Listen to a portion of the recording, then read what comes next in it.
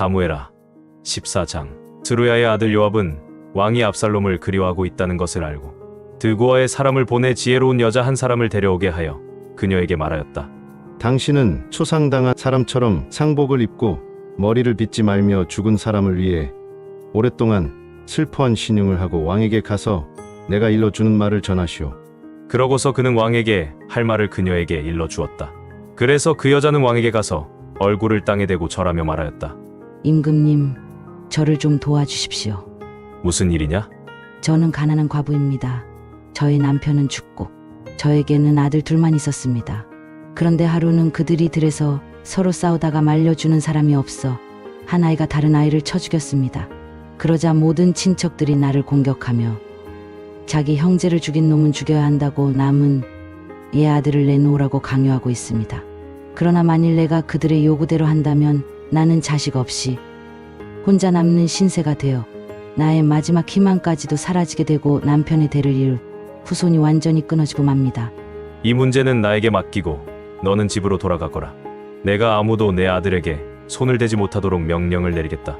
대왕께서 나를 도와주신 일로 비난을 받는다면 그 죄는 나에게 있고 왕에게는 아무 잘못이 없습니다. 그 문제는 염려하지 말아라. 누구든지 너를 위협하면 그를 나에게 데려오너라. 그러면 그가 다시는 너를 괴롭히지 못할 것이다.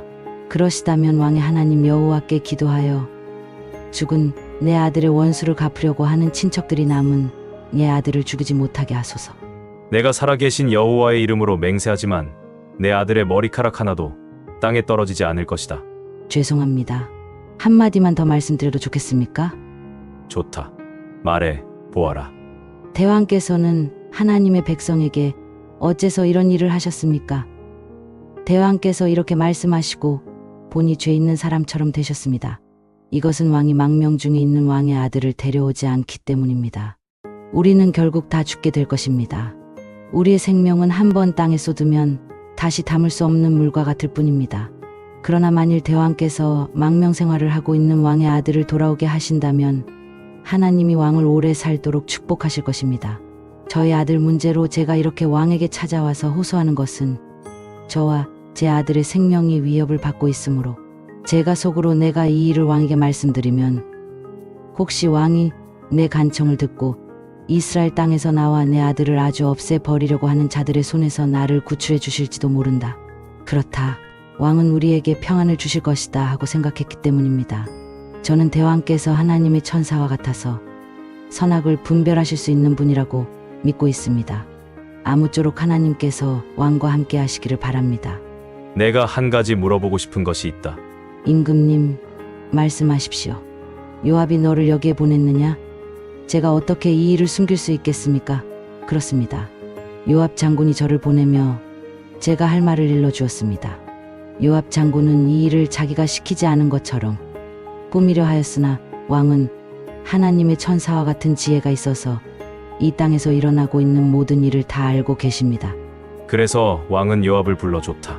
가서 압살롬을 데려오너라 하였다. 그러자 요압이 땅에 엎드려 절하며 왕을 위해 복을 빌고 저의 요구를 들어주시는 것을 보니 이제서야 왕이 저를 총애하시는 줄 알겠습니다 하고 그술로 가서 압살롬을 예루살렘으로 데려왔다. 그러나 왕은 그를 자기 집에 가서 머물러 있게 하고 내 앞에 나타나지 못하게 하라. 내가 그를 보고 싶지 않다 하였다. 그래서 압살롬은 자기 집으로 가서 왕 앞에 나타나지 않았다. 이스라엘의 압살롬만큼 미남자로서의 인기를 모은 사람도 없었다. 그는 머리에서부터 발끝까지 흠 하나 없었다. 그는 머리숱이 너무 많아서 해마다 한 번씩 머리를 깎았는데 그 깎은 머리털을 저울에 달아보니 약 2.3kg이나 되었다. 압살롬에게는 다말이라는 아주 아름다운 딸 하나와 세 아들이 있었다. 압살롬은 예루살렘에 2년 동안 있으면서 아직 한 번도 왕을 뵙지 못하였다. 그래서 그는 요압을 왕에게 보내 자기를 위해서 중재역을 해달라고 부탁하려 했으나 요압이 오지 않았다. 압살롬은 그를 데려오라고 다시 사람을 보냈지만 이번에도 그는 오지 않았다. 이때 압살롬이 자기 하인들에게 너희는 가서 내 밭 곁에 있는 요압의 보리밭에 불을 질러라 하자 그들은 명령대로 요압의 밭에 불을 질렀다. 그러자 요압이 압살롬에게 가서 당신의 하인들이 어째서 내 밭에 불을 질렀습니까? 하고 따져 물었다. 그때 압살롬이 대답하였다. 내가 당신을 부른 것은 당신을 왕에게 보내 왕이 나를 볼 생각이 없었다면 무엇 때문에 나를 그 술에서 데려왔는지 한번 물어봐 달라고 부탁하고 싶었기 때문이오. 내가 차라리 그곳에 머물러 있었더라면 좋을 뻔하였소. 이제 나를 왕과 좀 만나게 해주시오. 만일 나에게 죄가 있다면 왕이 나를 죽여도 좋소. 그래서 요압이 왕에게 가서 압살롬이 한 말을 그대로 전하자 왕은 사람을 보내 압살롬을 불러오게 하였다. 그가 나와서 얼굴을 땅에 대고 왕에게 절하자 왕은 그에게 입을 맞추었다. 고린도후서 7장. 그러므로 사랑하는 여러분, 우리가 이런 약속을 받았으니 몸과 영혼을 더럽히는 모든 것에서 우리 자신을 깨끗하게 하고 하나님을 두려워하는 마음으로 온전히 거룩한 생활을 합시다. 여러분은 우리에게 마음을 여십시오. 우리는 아무에게도 나쁜 짓을 하지 않았고 해치거나 속여 뺏은 일도 없습니다. 내가 여러분을 책망하려고 이 말을 하는 것이 아닙니다. 내가 전에도 말했듯이 우리는 여러분을 늘 생각하며 사나 죽으나 여러분과 함께하려고 합니다. 나는 여러분을 크게 신뢰하고 자랑하며 많은 위로를 받고 있습니다. 그래서 내가 온갖 어려움을 당하면서도 기쁨이 넘치고 있습니다.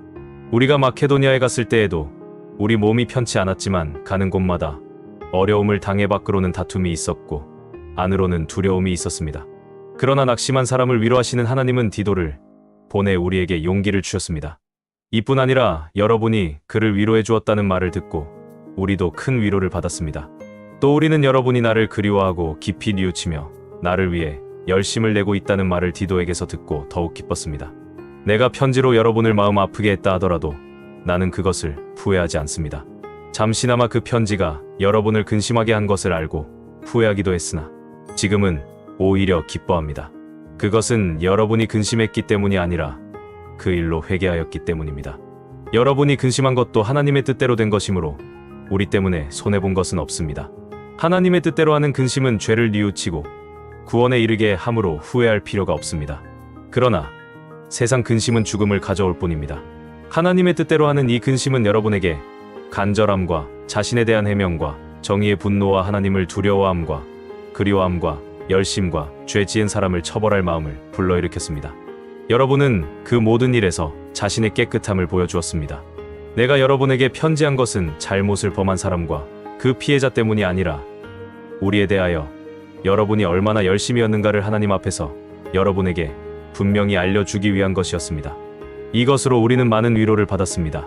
우리는 이 위로 외에도 디도가 기뻐하는 것을 보고 무척 기뻤습니다. 이것은 그가 여러분을 통해 새로운 힘을 얻었기 때문입니다. 내가 디도에게 여러분을 자랑한 적이 있는데 여러분은 나를 실망시키지 않았습니다. 우리가 여러분에게 말한 모든 것이 사실이었던 것처럼 우리가 디도에게 여러분을 자랑한 것도 진실한 것임이 드러났습니다. 디도는 여러분이 모두 순종하여 두려움과 존경하는 마음으로 자기를 맞아준 것을 기억하며 여러분을 더욱더 사랑하고 있습니다.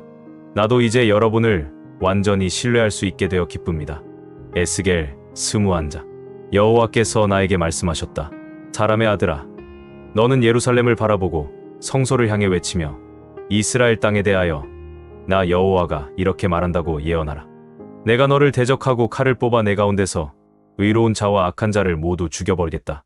내가 칼을 뽑아 남에서 북까지 모든 사람을 치겠다. 온 세상이 나 여호와가 그 칼을 뽑은 줄 알 것이며 그 칼은 다시 칼집에 꽂히지 않을 것이다. 사람의 아들아, 너는 탄식하라. 그들이 보는 데서 가슴이 찢어질 듯한 슬픔으로 탄식하라. 그들이 너에게 당신은 어째서 탄식하시오? 하고 묻거든 너는 이렇게 대답하라. 내가 이렇게 하는 것은 들려오는 소문 때문이오.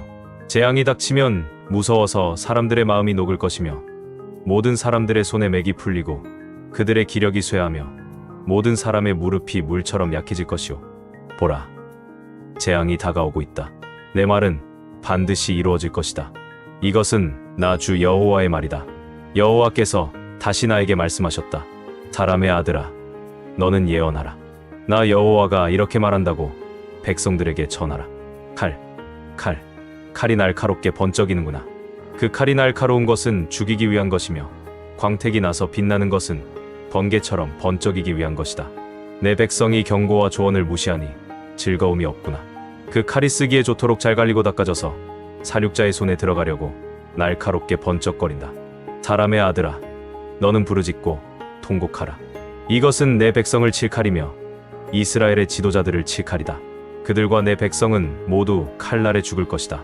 그러므로 너는 가슴을 치고 슬퍼하여라. 내가 내 백성을 시험하겠다.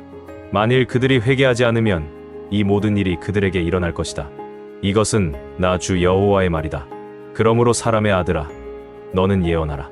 너는 손뼉을 힘있게 치고 칼을 두세 번 휘둘러라. 이것은 죽이는 칼이며 대량 학살을 위한 칼이다.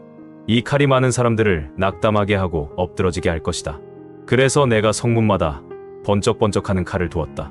그것이 번개처럼 번쩍거리며 죽일 준비를 하고 있다. 가라. 우측을 치고 좌측을 쳐라. 내 칼날이 향하는 대로 쳐라. 나도 손뼉을 치며 분풀이하겠다. 이것은 나 여호와의 말이다. 여호와께서 나에게 말씀하셨다. 사람의 아들아, 너는 바빌로니아 왕의 칼이 들어올 두 길을 표시하라. 그 두 길은 출발점이 한 곳이 되게 하고 성으로 들어가는 갈림길에는 표지판을 세워라. 한 길은 칼이 암몬 사람들의 랍바성으로 가는 길을 표시하고 다른 한 길은 예루살렘으로 가는 길을 표시해야 한다. 바빌로니아 왕이 그 갈림길에 이르러 어느 길로 갈 것인지 화살통에 화살을 흔들어 점을 칠 것이다. 그는 또 자기 우상들에게 물어보고 제물로 바친 짐승의 간을 조사하여 그의 오른손에 예루살렘으로 가는 점괘를 얻을 것이다. 그는 함성을 지르고 성문을 향해 공성퇴를 세우고 토성을 쌓고 공성보루를 세울 것이다. 전에 그에게 충성할 것을 맹세한 자들은 그 점을 엉터리 점으로 생각할 것이나 그는 그들의 죄를 상기시켜주고 그들을 사로잡아 갈 것이다. 그러므로 나 주 여호와가 말한다. 너희 죄가 드러나서 모든 사람이 너희 죄악을 알게 되었다. 너희가 모든 행위에서 너희 죄를 드러내 너희를 기억하도록 하였으니 내가 너희를 너희 원수들에게 사로잡혀가게 할 것이다. 너 악하고 추한 이스라엘 왕아, 너의 날이 이르렀으니 내가 멸망할 형벌의 날이 다가왔다. 나 주 여호와가 말한다. 너의 왕관을 벗고 두건을 풀어라. 아무것도 그대로 있지 않을 것이다. 낮은 자는 높아질 것이며 높은 자는 낮아질 것이다. 파멸이다, 파멸. 내가 이스라엘의 왕권을 무너뜨리겠다. 이것을 당연히 소유할 자가 오면 내가 이 왕권을 그에게 줄 것이나 그때까지는 이것을 가질 자가 없을 것이다. 사람의 아들아, 너는 나 주 여호와가 이스라엘을 모욕한 암몬에 대하여 이렇게 말한다고 예언하라. 칼이 뽑혔다. 사륙하며 전멸시키려고 그 칼이 잘 마광되어 번개처럼 번쩍이는구나. 내가 본 환상도 거짓되고 내가 말한 점도 거짓말이다. 내가 아주 악하여 너의 날, 곧 내가 멸망할 형벌의 날이 다가왔다. 그러므로 칼이 내 목에 떨어질 것이다. 너는 내 칼을 칼집에 꽂아라. 내가 만들어지고 내가 태어난 땅에서 내가 너를 심판하겠다. 내가 내 진노를 너에게 쏟고 나의 무서운 분노의 불을 너에게 내뿜으며 파멸시키는데 능숙한 잔인한 폭군에게 너를 넘겨주겠다. 너는 불쏘시개가 되고 내 피는 너의 땅에 쏟아질 것이니 너를 기억하는 자가 다시는 없을 것이다. 이것은 나 여호와의 말이다. 시편 68편. 하나님이시여, 일어나 주의 원수들을 흩으시며 주를 미워하는 자들이 주 앞에서 도망하게 하소서. 바람에 날아가는 연기처럼 그들을 몰아내소서. 초가 불에 녹는 것처럼 악인들이 하나님 앞에서 망하게 하소서. 그러나 의로운 자들은 하나님 앞에서 기뻐하고 즐거워하게 하소서. 하나님께 노래하며 그의 이름을 찬양하라. 구름을 타고 다니시는 이를 위해 길을 예비하라. 그의 이름은 여호와시니 그 앞에서 기뻐하여라. 거룩한 곳에 계시는 하나님은 고아의 아버지시여 과부의 보호자이시다. 하나님은 고룩한 자에게 가족을 주시고 갇힌 자를 이끌어내어 기쁨으로 노래하게 하신다. 그러나 거역하는 자들의 거처는 메마른 땅이다. 하나님이시여, 주께서 광야를 거쳐 주의 백성을 인도하셨을 때 땅이 진동하고 하늘이 떨며 신의 산도 이스라엘의 하나님 앞에서 위축되었습니다. 하나님이시여, 주께서 흡족한 비를 내려주셔서 황폐한 주의 땅을 회복하셨으므로 주의 백성이 그곳에 정착하게 되었습니다. 하나님이시여, 이것은 주의 은혜로 가난한 자를 위해 예비한 것이었습니다. 여호와께서 말씀을 주시자 많은 여자들이 그 기쁜 소식을 전하였다. 우리를 치러 온 왕들과 그의 군대가 도망하자 집에 남아있던 여자들도 전리품을 나누었네. 너희가 비록 양 우리에 누웠으나 금과 은빛 날개를 단 비둘기 같구나. 전능하신 하나님이 왕들을 그 땅에 해치셨을 때 살몬산에 눈이 내린 것 같았다. 바산의 산들은 높고 장엄하구나.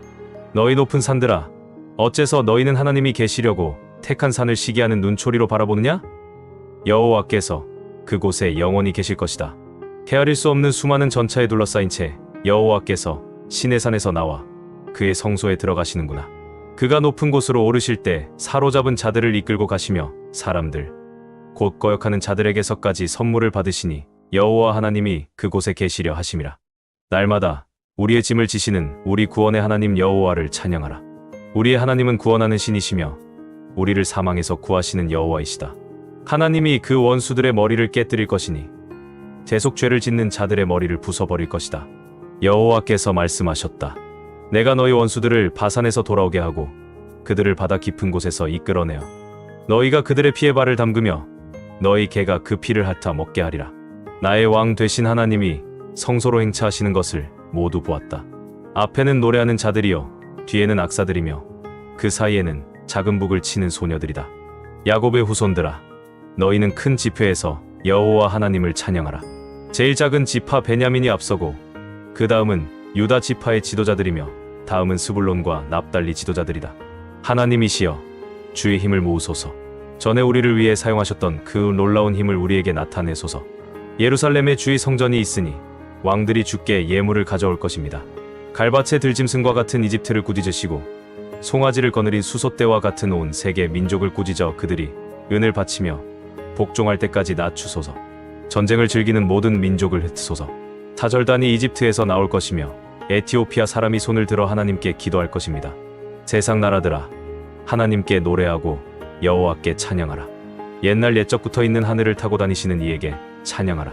그가 하늘에서 웅장한 소리를 발하신다. 너희는 하나님의 능력을 선포하라. 그의 위엄은 이스라엘 위에 있고 그의 능력은 하늘에 있다. 성소에 계시는 하나님은 위엄이 있구나. 이스라엘의 하나님은 자기 백성에게 힘과 능력을 주신다. 하나님을 찬양하라.